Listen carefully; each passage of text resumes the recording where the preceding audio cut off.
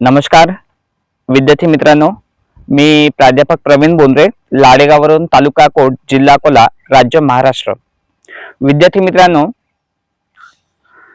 आज खूप छान असं एका निसर्गरम्य ठिकाणावरून आणि विशेषतः शेतामधून मी हा व्हिडिओज आपल्यासाठी करतो आहे. विद्यार्थी मित्रांनो, तुम्हाला सांगू इच्छित आहे की आपलं विद्यार्थी देशामध्ये आपलं काय काम असलं पाहिजे. आपण विद्यार्थी दशेमध्ये आपण अभ्यास केला पाहिजे. आता विद्यार्थी मित्रांनो, अभ्यास तर खूप सगळे लोक करतात, खूप सगळे विद्यार्थी अभ्यास करतात, परंतु मग आता प्रत्येकाचाच पहिला नंबर येतो का? नाही येत. मग असं का होतं? प्रत्येक स्कूलमध्ये प्रत्येक टीचर्स आपल्याला क्लासमध्ये सगळ्यांना सारखं शिकवतात. कोणता टीचर कोणत्या विद्यार्थ्याच्या कानात जाऊन सांगतो का? नाही सांगत. मग सगळ्यांना जर सगळे टीचर्स सारखं शिकवतात, कोण्या विद्यार्थ्यांमध्ये बिलकुल भेदभाव करत नाहीत, तर मग प्रत्येकच विद्यार्थ्याचा पहिला नंबर का नाही येत? हा एक चिंतनाचा विषय आहे. हा एक महत्वाचा विषय आहे. विद्यार्थी मित्रांनो, खरं तर आपण जेव्हा शिक्षण घेत असतो, जेव्हा आपण क्लासमध्ये बसलेलो असतो, तर त्यावेळेला टीचर्सकडे खरंच आपलं लक्ष असतं का? हा एक महत्वाचा विषय आहे. बरेच विद्यार्थी फक्त शरीराने त्या क्लासमध्ये बसलेले असतात. टीचर्स जेव्हा शिकवतात त्यावेळेला बरेचसे विद्यार्थ्यांचे जे मन आहे, कोणाच्या डब्यामध्ये मन असते, कोणाला भूक लागलेली असते, कोणाचं मन इतरत्र भरकटत असते, कोणाला कुठे जायचं असते, त्याचे वेध तिकडे लागलेले असतात. प्रत्येकाचं मन कुठे ना कुठे काहीतरी विशिष्ट गोष्टीसाठी भरकटत असते. जरी आपण शरीराने क्लासमध्ये बसलेलं असतं तरी मन आपलं मात्र क्लासमध्ये नसतं. मन इकडे तिकडे भरकटत असतं. आणि ज्या वेळेला आपल्याला शिक्षक शिकवतात त्यावेळेला आपण शरीराने बसलं असल्यामुळे आणि मन इकडे तिकडे भरकटत असल्यामुळे आपल्याला टीचर जो विषय शिकवतात तो विषय आपल्याला गांभीर्याने समजत नाही. आणि मग त्यामुळे काय होतं की त्याचा बराचसा परिणाम आपल्यावरती होतो. आता विद्यार्थी मित्रांनो, मग आता दुसरा जो पर्याय आहे, बरेचसे विद्यार्थी विविध कोचिंग क्लासेसला सुद्धा जातात. काही विद्यार्थ्यांचा समज आहे की चला आपण विविध कोचिंग क्लासेसला गेलो, कोचिंग क्लासेस जॉईन केले, मग आता कोचिंग क्लासेसचे टीचर सुद्धा सर्व विद्यार्थ्यांना सारखंच शिकवतात, जसं स्कूल मधले शिकवतात. कोण्या विद्यार्थ्यांसोबत भेदभाव करत नाहीत. पण तिथे सुद्धा मग आता प्रत्येक विद्यार्थी जो कोचिंग क्लासेसला जातो, मग कोचिंग क्लासेसचे सर सुद्धा त्यांना सारखंच शिकवतात. मग प्रत्येकच विद्यार्थ्याचा पहिला नंबर का येत नाही? तिथे सुद्धा तेच कारण आहे की आपण जेव्हा सर आपल्याला शिकवतात, आपलं शिकवण्याकडे खरं तर लक्षच नसतं. आपण शरीराने फक्त त्या ट्युशन क्लासमध्ये बसलेलं असू किंवा स्कूलमध्ये बसलेलं असू, मन मात्र आपलं इकडे तिकडे भरकटत राहते. मग त्याच्यामुळे शिक्षक जेव्हा शिकवतात त्यावेळेला आपण 100% कॅपॅसिटीने आपण ते जे नॉलेज आहे सरांचं आपण एक्सेप्ट केलं पाहिजे, आपण ते शिकलो पाहिजे. आपलं काम काय आहे? सध्या आपलं लर्निंग, शिक्षण घेणे हे आपलं सध्या काम आहे. त्यामुळे विद्यार्थी मित्रांनो, आपण प्रामाणिकपणे आपण शिक्षण घेण्याचं काम आपण केलं पाहिजे. जर आपण आपलं वय हे शिक्षण घेण्याचं आहे, जर याच्यामध्ये आपण व्यवस्थित शिक्षण घेतलं नाही तर विद्यार्थी मित्रांनो काय होते माहितीये का, की एक स्टेज असते. सुरुवातीला विद्यार्थ्यांना विद्यार्थी दशेमध्ये शिक्षण घेतलं पाहिजे असं सांगितलं जाते. त्याचं कारण त्याचं ते वय शिक्षण घेण्याचं आहे. कारण एका विशिष्ट वयानंतर मग तो जो आहे त्याच्यानंतर मग त्याचं लग्न करून दिलं जाते. तो संसारामध्ये गुंतल्या जातो आणि ज्या वेळेला त्याचं लग्न करून दिलं जाते किंवा जेव्हा त्या कुटुंब त्याचं तयार होते, तो संसारामध्ये जेव्हा गुंतल्या जातो विद्यार्थी, त्यावेळेला त्याला पैशाची आवश्यकता असते आणि पैसे तसे मिळत नाही. पैसे मिळण्यासाठी आपण घेतलेल्या शिक्षणाचा उपयोग नोकरी करण्यासाठी करावा लागतो कुठेतरी, किंवा कुठेतरी एखादा छोटा मोठा उद्योग व्यवसाय करण्यासाठी करावा लागतो. आणि या विविध माध्यमातून आपल्याला काय करावे लागतात, पैसे कमवावे लागत असतात. विद्यार्थी मित्रांनो, मला हे सांगायचं आहे की आपलं सध्याचे वय आहे हे कशाचं आहे, हे शिक्षण घेण्याचं आहे. जर या वयामध्ये जर आपण व्यवस्थित शिक्षण घेतलं नाही तर काय होते माहिती आहे का, की पुढे चालून आपल्याला जीवन जगणं खूप कठीण होऊन जाते. आपल्याला जीवन जगण्यासाठी पुढे पैसा लागत असतो आणि पैसा कसा उपलब्ध होतो, तो पैसा विविध ठिकाणी एकतर तुम्हाला नोकरी करावी लागेल आणि त्या नोकरीसाठी तुम्हाला विविध क्वालिफिकेशन लागेल. मग ते जर क्वालिफिकेशन तुम्ही कंप्लीट केलं नाही, शिक्षणाची विशिष्ट पात्रता तुम्ही कमावली नाही, तर काय होणार आहे की तुम्हाला विविध ठिकाणी तुम्हाला नोकऱ्या प्राप्त होणार नाहीये. त्यामुळे तुमचं जीवन जगणं खूप कठीण होऊन जाणार आहे. आणि हीच गोष्ट तुम्ही पुढे कंटिन्यू केली, व्यवस्थित तुम्ही शिक्षण घेतलंच नाही कुठल्याच गोष्टीचं, एक ना धडण भाराभर चिंध्या झाल्या, तर तुम्हाला नीट उद्योग व्यवसाय सुद्धा करता येणार नाहीये. मग त्याच्यामुळे कुठेतरी आपल्याला कुठेतरी व्यवस्थित लक्ष द्यावं लागेल, कुठेतरी कॉन्सन्ट्रेशननी काहीतरी गोष्टी आपल्याला कराव्या लागतील. त्यामुळे विद्यार्थी मित्रांनो, आपण आपलं जे काम आहे हे आहे शिक्षण घेणे. आपण व्यवस्थित आपली जी विद्यार्थी दशा आहे, या विद्यार्थी दशेमध्ये आपण शिक्षण घेतलं पाहिजे. आपले आई वडील आपल्याला भरपूर पैसे लावतात. आता आजकाल तर तुम्हाला सांगतो आहे की आजकालचे विद्यार्थ्यांना खूप सगळ्या सोयी सवलती मिळतात. आधी थोडस 15 ते 20 वर्षाच्या आधी थोडस मागे जा. जर तुम्ही मागे गेले तर त्या लोकांना तुम्ही विचारा, तुमचे जे वडील असतील त्यांना विचारा की तुम्हाला आमच्याच एवढ्या सोयी सुविधा होत्या का. जशी सध्या स्कूलमध्ये जाण्यासाठी विद्यार्थ्यांना स्कूल बस राहते, त्यांना चांगले कपडे राहतात, त्यांना टाय राहतो, त्यांना शूज असतात, सॉक्स असतात, छानपैकी त्यांना एखादी सायकल वगैरे सुद्धा असते, एखादी विद्यार्थ्याला स्कूलमध्ये जाण्यासाठी स्कूटी राहते. तर ह्या सोयी सवलती आजकालचे आई वडील विद्यार्थ्यांना पुरवतात. परंतु 15 ते 20 वर्षाच्या अगोदर जे विद्यार्थी होते, तुमचे आई वडील जे विद्यार्थी होते 15 ते 20 वर्षाच्या अगोदर, त्यांना हे सोयी सवलती होत्या का, त्यांना तुम्ही विचारा. ते सांगतील की पायात साधी आम्हाला चप्पल सुद्धा नसायची आम्ही जेव्हा स्कूलमध्ये जायचो. डब्यामध्ये सुद्धा जसं आता तुमच्या डब्यामध्ये तुम्ही जेव्हा स्कूलमध्ये जाता, कोणाच्या डब्यामध्ये शिरा असतो, कोणाच्या डब्यामध्ये छान प्रकारे उपमा असतो, कोणाच्या डब्यामध्ये छान प्रकारे पोहे असतात, काही जणांच्या डब्यामध्ये काही विशिष्ट इडली असतील, असे विविध चांगल्या प्रकारचे मेनू तुमच्या डब्यामध्ये राहतात. परंतु आधी जे तुमचे वडील जेव्हा विद्यार्थी होते 15 ते 20 वर्षाच्या अगोदर, त्यांच्या डब्यामध्ये काय असायचं त्यांना तुम्ही विचारा. त्यामुळे तुमचे जे आई वडील आहेत, तुमचे आई वडील तुम्हाला खूप मेहनतीनं तुम्हाला पैसे लावतात. आजकाल शाळांच्या फी सुद्धा खूप मोठ्या प्रमाणावरती आहेत.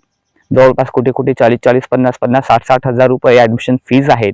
एवढे महाग फीज तुमचे आई वडील तुमचे स्कूलसाठी खर्च करतात, ऍडमिशनसाठी खर्च करतात एवढे सगळे पैसे. आणि विविध तुम्हाला वर्षभर शैक्षणिक खर्च करतात. त्यामुळे विद्यार्थी मित्रांनो, आपण आपल्या आई वडिलांचा एवढा सगळा जो खर्च आहे हा दृष्टिकोन लक्षात ठेवून आपण आपलं जे काम आहे हे प्रामाणिकपणे आपण केलं पाहिजे. विद्यार्थी मित्रांनो, तुम्हाला सांगतो आहे की आपण जेव्हा वर्गात जेव्हा शिकतो त्यावेळेला आपण प्रामाणिकपणे आपण शिकलो पाहिजे. आपण शरीराने आणि मनाने हे आपण वर्गात असलो पाहिजे. विद्यार्थी मित्रांनो, आपला कॉन्फिडन्स जो आहे, कॉन्फिडन्स आपला अतिशय चांगला केव्हा बनेल, ज्या वेळेला आपला चांगला अभ्यास असणार आहे. विद्यार्थी मित्रांनो, त्यामुळे आपण खूप चांगल्या पद्धतीने आपण शिक्षण घेतलं पाहिजे. घरी आल्यानंतर सुद्धा आपण अभ्यास केला पाहिजे. आजकाल विद्यार्थी जे आहेत, विद्यार्थी मोबाईल मधून अभ्यास करण्याचा प्रयत्न करतात.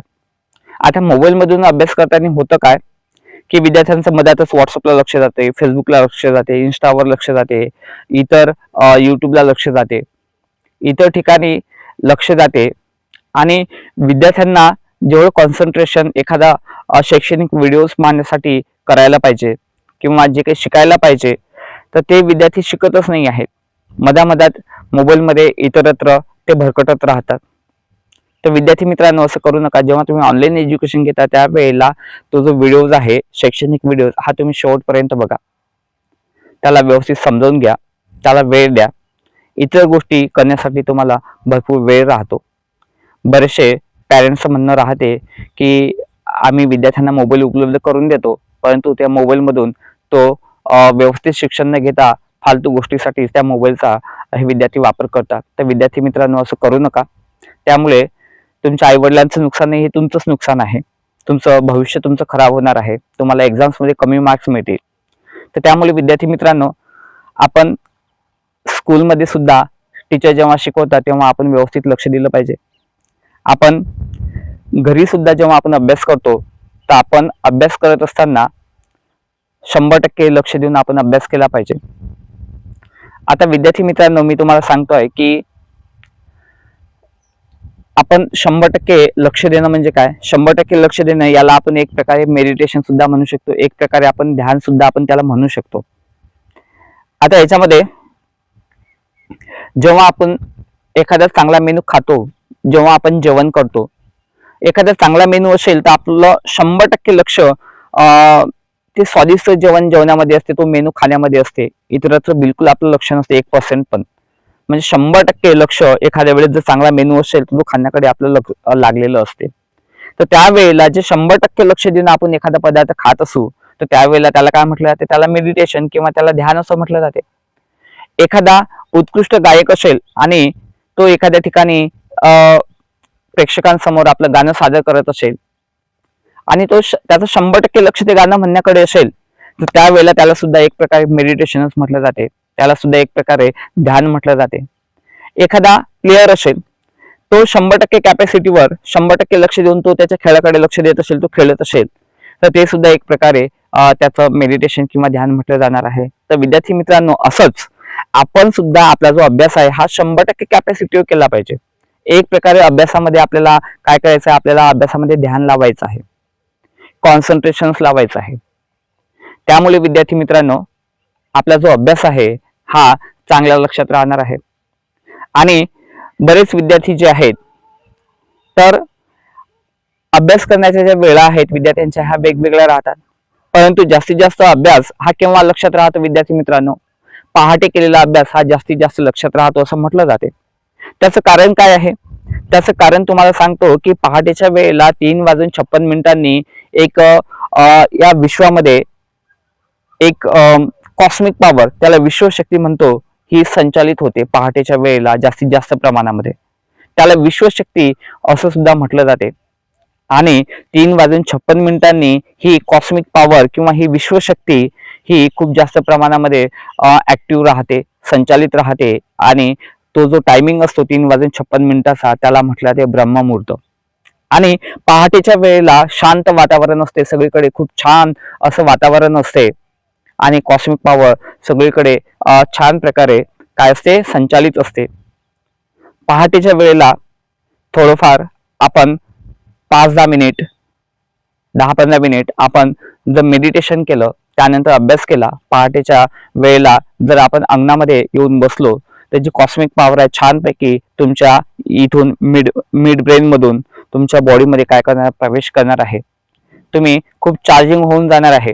तुमची बॉडी चार्जिंग झाली की त्याच्यानंतर तुम्ही अभ्यासाला बसा, कारण तुमची बॅटरी चार्जिंग असते. आणि त्यावेळेला जेव्हा तुम्ही अभ्यास करता तर अभ्यास हा अतिशय तुमच्या लक्षात राहायला मदत होणार आहे, कारण बॅटरी तुमची फुल चार्ज असते 100%. आणि त्यावेळेला तुम्ही केलेला अभ्यास हा 100% कॅपॅसिटीवर जो आहे हा लक्षात राहतो.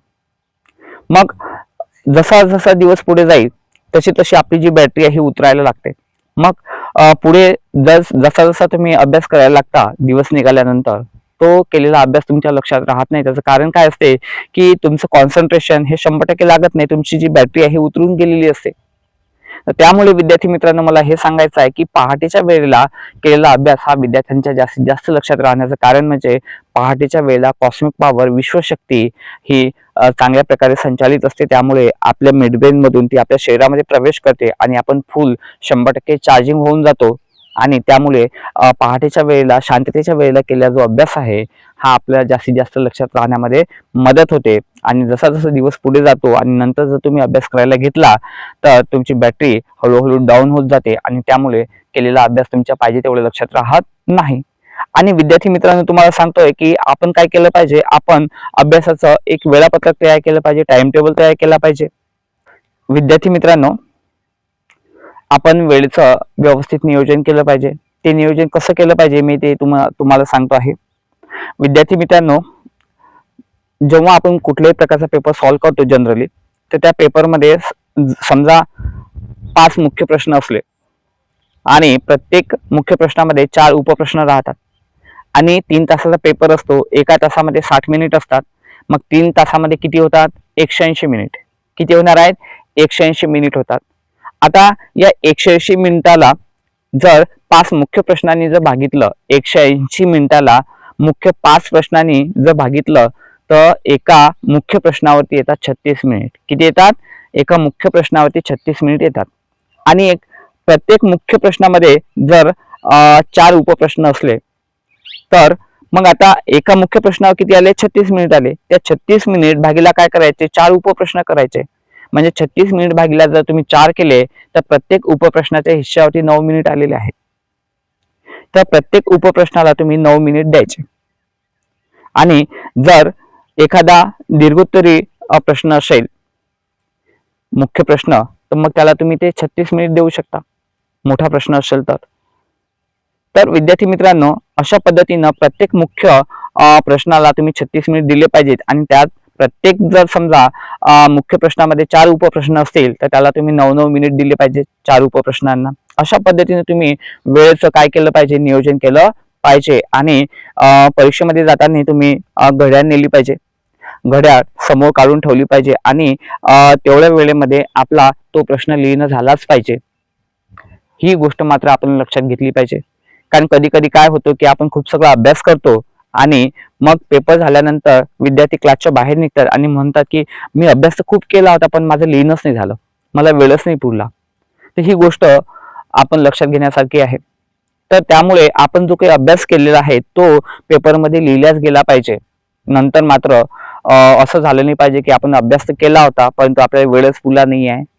तर त्यामुळे विद्यार्थी मित्रांनो काय केलं पाहिजे? आपण वर्षभर अभ्यास तर केलाच पाहिजे, त्यासोबतच आपण रायटिंग प्रॅक्टिस सुद्धा केली पाहिजे, लिहिण्याची प्रॅक्टिस सुद्धा केली पाहिजे, लिहिण्याचा आपण सराव सुद्धा केला पाहिजे. आपलं जर अक्षर थोडंफार खराब असेल तर आपण आपल्याला स्वच्छ अक्षरामध्ये चांगल्या अक्षरामध्ये कसं लिहिता येणार आहे याची आपण प्रॅक्टिस केली पाहिजे, सराव केला पाहिजे विद्यार्थी मित्रांनो. त्यामुळे वेळेचं नियोजन करा, अभ्यासाचं नियोजन करा, मन लावून तुम्ही अभ्यास केला पाहिजे. टाइम टेबल अतिशय महत्वाचा असतो. कुठलीही नियोजन करून केलेली जी गोष्ट आहे तर ही तुम्हाला छानपैकी तुम्हाला यश मिळवून देणार आहे. त्यामुळे प्रत्येक गोष्टीचं नियोजन करून काम करा.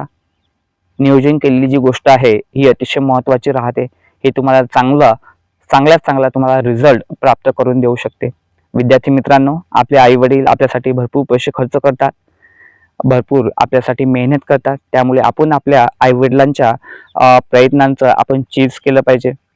आणि विद्यार्थी मित्रांनो हा तुमचा शिकण्याचा जो पिरियड आहे, शिकण्याचा जो काळ आहे, शिकण्याचं तुमचं जे वय आहे याच्यामध्ये जर तुम्ही चांगल्या पद्धतीचं एज्युकेशन जर तुम्ही घेतलं तर पुढे तुमचं जे भविष्य आहे अतिशय उज्ज्वल राहते.